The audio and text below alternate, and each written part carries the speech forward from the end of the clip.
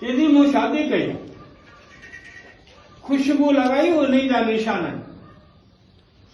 ये रसूल के ज़माने में शादी थी ऐं शादी भी उन कई आहे जेको रसूल जो शागिर्द आहे, सहाबिया जमाती आहे। शादी जी दावत रसूल खे कोन हुई। रसूल पुछियो छा आहे, चीज़ी मूं शादी कई।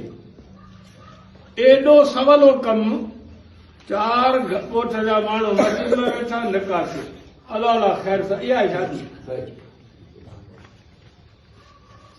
जे पहुचो जो त ख़ारको विरायो, जे न ताला करे ख़ुशि हुजो। इहो ख़ारको बि फ़र्ज़ कोन्हे। इहे को असां नमूना कया न त बि 7 मुठियूं मोलाए खे ॾिना। बाक़ी ख़ारको सुनत आई, फ़र्ज़ वाजिब कोन्हे। जो हुजनि त ख़ारको वठी अचो, उहो विरायो। रसूल जे ज़माने में बि विराईंदा हुआ, हीअ सुनत। शादीअ में जेके शयूं ज़रूरी आहिनि, फ़र्ज़ जंहिंखे खणी चओ, वाजिब चओ, शाहिद जो रूप लिख फिप में ठही विया या शादी कोन्हे।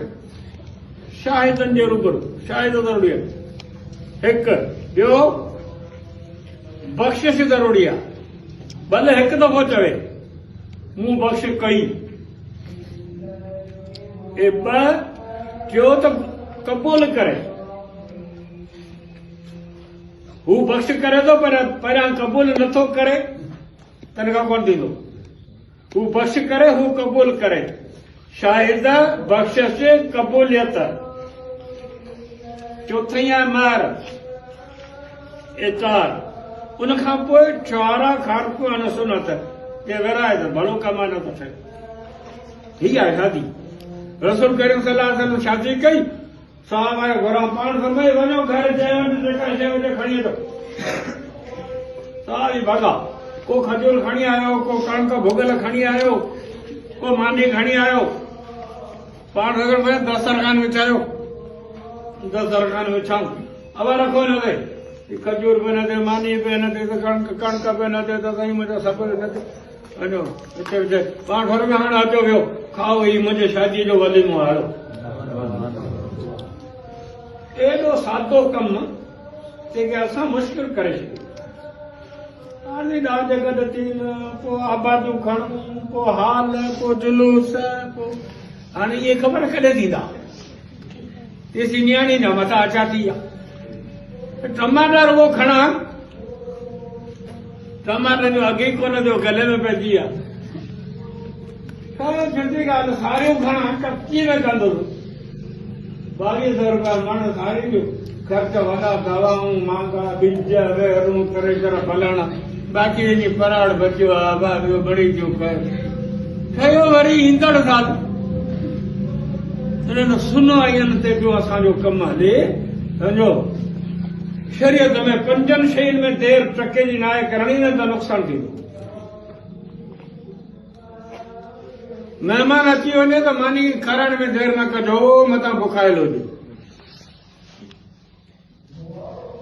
मानी खाईंदे या मंडी सलाद, चांहि बांहि हलंदी या ऊंधी सलाद।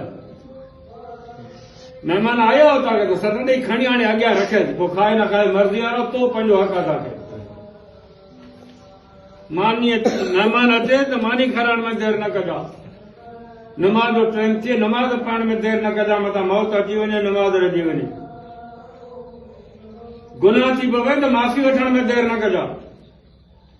इंसान खां गुनाह थींदो, पर सुठो माण्हू आहे जो गुनाह थींदो बर वक़्त अची किरे रब जे दर में, ग़लती थी वई माफ़ कर। मयत थी वञे त दफ़न करण में देर न कजा। नियाणी लाइक़ थिए त शादी करण में देर न कजा। हिन वक़्तु जेको माहौल आहे, जेको टीवी जो ऐं मोबाइल फोन जो, इन सत्यानाश करे छॾियो। हिन करे हींअर थोरो दिमाग़ खोलियो, अखियूं खोलियो, दिमाग़ खे झंझोड़ियो, ज़मीर खे लोॾियो। नियाणी जा ॿार लाहियो, माहौल तमामु ख़राब, वक़्तु तमामु नाज़ुक अची बीठो आहे। कुस सां पई हले। अल्लाह से सभिनी खे ईमान बचाए ॾे। सभिनी खे लफ़्ज़ ॿाहिरि अधु कलाक अॻु में जेका छोकिरी हिन घोट जे लाइ हराम हुई, ऐं ही घोट उन छोकिरी लाइ हराम हो हिते जो हिते 15 मिंटनि खां अॻु में हू हुन लाइ हराम आहे हू हुन लाइ हराम आहे सिर्फ़ शरीयत 2 लफ़्ज़ सेखारिया तो बख़्श कई हा दा तो क़बूल कई हा सिर्फ़ 2 लफ़्ज़ हुआ जिन 2 लफ़्ज़नि हलाल शइ खे हराम शइ खे हलाल करे विधो घोट कुंवार खे ज़िंदगी भर जोड़े छॾई अल्लाह जी फरमाइश आहे मुंहिंजे कुदरत जी निशानी आहे जो आउं 2 लफ़्ज़नि में तव्हांजी ज़िंदगी खे जोड़ पैदा करे छॾियां सुभान अल्लाह